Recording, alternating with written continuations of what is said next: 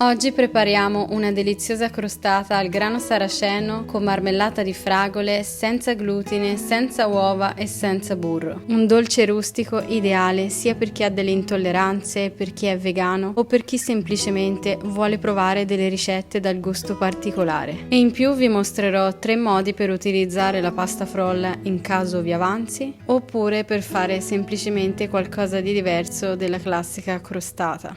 Iniziamo mettendo in una ciotola 175 g di farina di riso e altri 175 g di farina di grano saraceno, un pizzico di sale e 8 g di lievito per dolci, che sono praticamente 2 cucchiaini.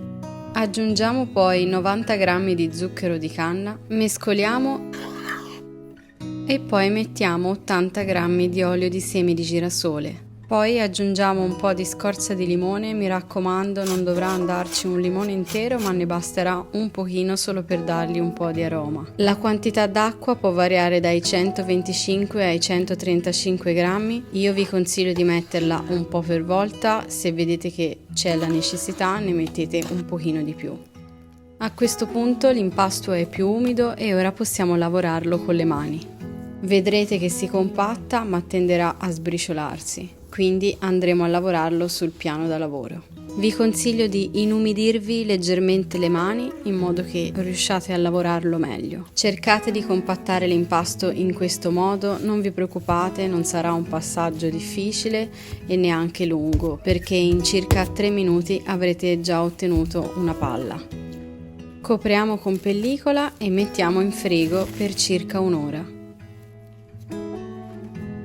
Aggiungete abbondante farina di riso sul piano, dividete una piccola parte dell'impasto che servirà dopo per le strisce, mettetela da parte e ora possiamo stendere l'impasto. All'inizio lo stendiamo con le mani e poi ci aiutiamo con il mattarello. Io ho utilizzato una tortiera con diametro interno di 28 cm, se voi l'avete anche un po' più piccola va bene, vi verrà uno spessore un pochino più spesso. Ora arriva la parte più delicata, dovete trasferire l'impasto sulla tortiera imburrata e infarinata. Se vi si rompe non vi preoccupate perché può succedere dato che l'impasto è molto delicato, ma dopo risolverete tutto con i vostri ditini magici.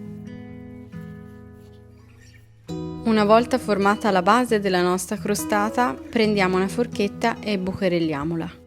Ora possiamo ricoprire la superficie con la marmellata. Io ho utilizzato quella di fragole senza zuccheri, ma ci sta benissimo anche quella di lamponi, mirtilli, frutti di bosco, insomma quella che più vi piace. Una volta steso l'impasto restante, tagliate le striscioline con una rotella per la pizza, va benissimo anche quella. E poi disponetele delicatamente incrociandole e premete leggermente sulle estremità per farle aderire ai bordi. Una volta fatto inforniamo in forno statico preriscaldato a 175 gradi per 30-35 minuti. Se utilizzate una tortiera più piccola e vi avanza la frolla ci potete fare tantissime cose, per esempio potete farci una crostatina e dopo circa 20 minuti di cottura vi verrà così. Io l'ho farcita con la Nutella vegana e viene veramente buonissima e come avete visto è anche molto facile da fare. Come seconda idea potete preparare dei biscotti ripieni di Nutella vegana o di marmellata. Vi basterà sigillare i bordi in questo modo e poi per renderli più carini prendete i lembi di una forchetta e premete in senso circolare in questo modo. Anche in questo caso dopo circa 20 minuti saranno pronti e questo sarà il risultato. Mi raccomando, mangiateli quando sono sempre caldi perché sono davvero golosi.